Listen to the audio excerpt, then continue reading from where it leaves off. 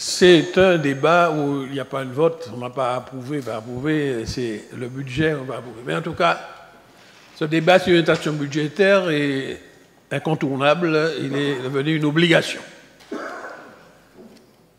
J'ai vu que vous continuez, en tout cas ceux qui se sont exprimés au nom de la majorité, si bien le PCE lorsqu'il répondait à une question à l'exécutif, ou le rapporteur de la commission, le président, le conseil exécutif en charge des finances, ou même le président de la commission des finances de gouvernance de l'Assemblée, vous reprenez tous en chœur, oralement, la même chanson, qui est qu'on vous a laissé un déficit caché, etc.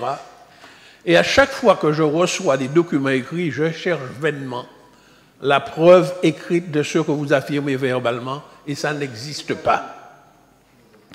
Vous nous avez donné un dossier volumineux, 196 pages, que je me suis astreint à lire du début jusqu'à la fin pour chercher si je trouvais trace de ce que vous annoncez verbalement.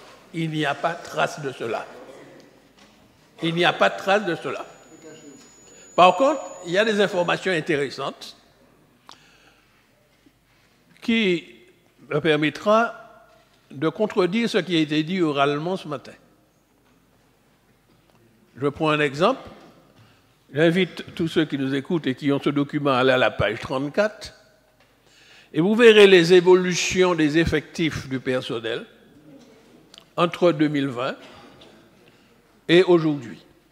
Il était annoncé, pour justifier le fait qu'on ne verse pas l'argent à des satellites, on les faisait souffrir, ou bien que tel ou tel prestataire attendait vainement d'être payé, ou tel bénéficiaire d'une subvention ne voyait rien venir, on a expliqué qu'il y a des difficultés, on a trouvé toutes les difficultés, mais qu'on n'a pas créé soi-même, on n'a pas augmenté le personnel, j'ai entendu ça. Or, sur ce que je vois dans le document que vous avez donné, en décembre 2020, il y avait 4141, c'était l'effectif du personnel, mis dans votre document. C'était déjà passé en décembre 2022 à 4363, c'est-à-dire plus 228. Plus 228.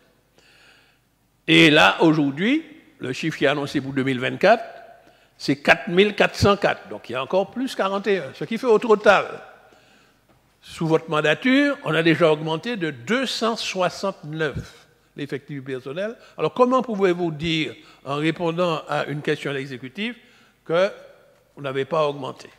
C'est-à-dire qu'on n'avait pas alourdi les charges de fonctionnement.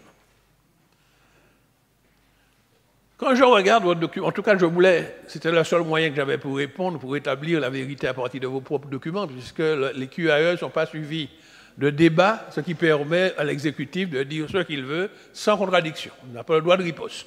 Donc j'ai saisi cette occasion.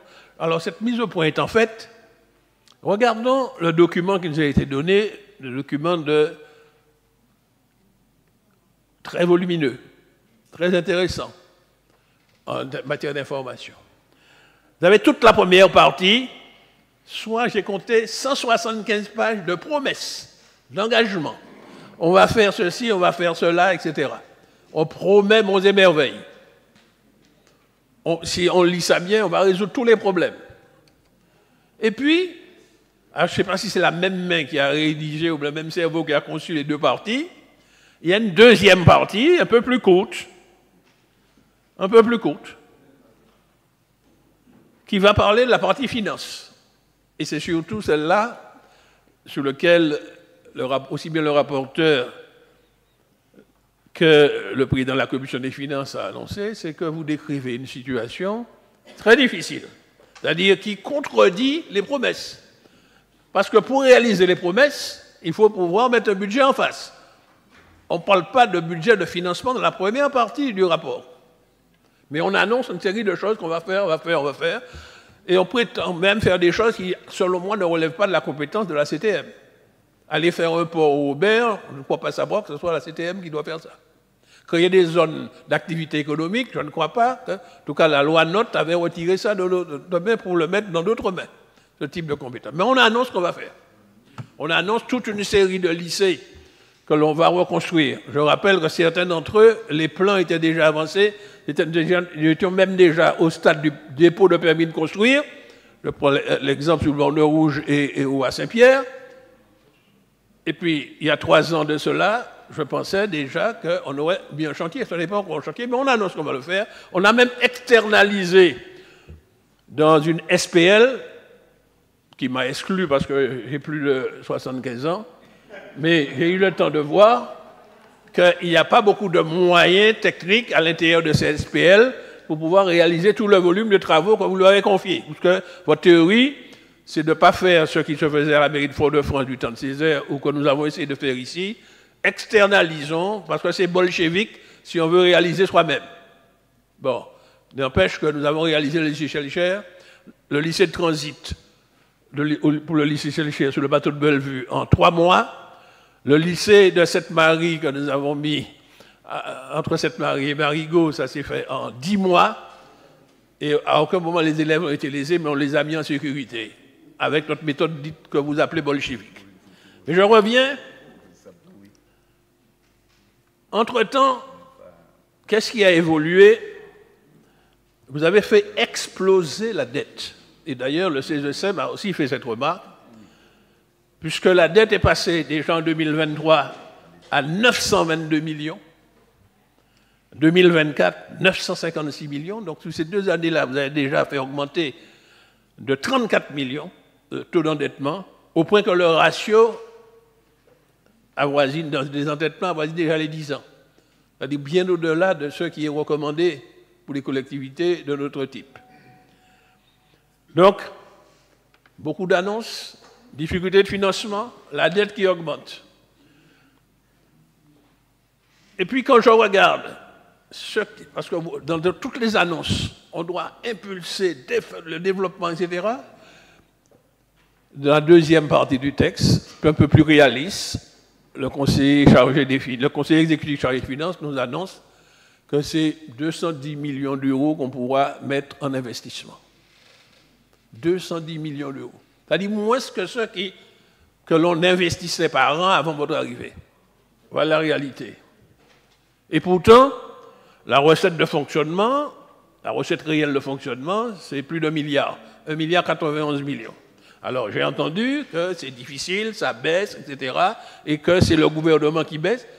Alors, il faut que vous nous expliquiez pourquoi vous nous avez proposé. Nous ne l'avons pas voté. À la dernière en plénière, comme si c'était une attitude suicidaire, vous-même, vous avez proposé de baisser nos recettes en supprimant l'octroi de mer sur plusieurs milliers de produits. C'est baisser la recette et faire croire aux consommateurs que c'est l'octroi de mer qui est responsable de la cherté de la vie. Alors que moi je dis que c'est les bénéfices énormes que ceux des importateurs et grands distributeurs, parce que c'est les mêmes, qui ramassent de l'argent et qui, profitant du fait que les prix sont libres, ils affichent les prix qu'ils veulent et personne n'est en mesure de les contrôler parce que ceux qui devaient les contrôler sont défaillants, parce qu'à chaque fois qu'un agent de la DCRF, la répression des fraudes, partait à la retraite, l'information que j'ai, c'est qu'on ne le remplaçait pas.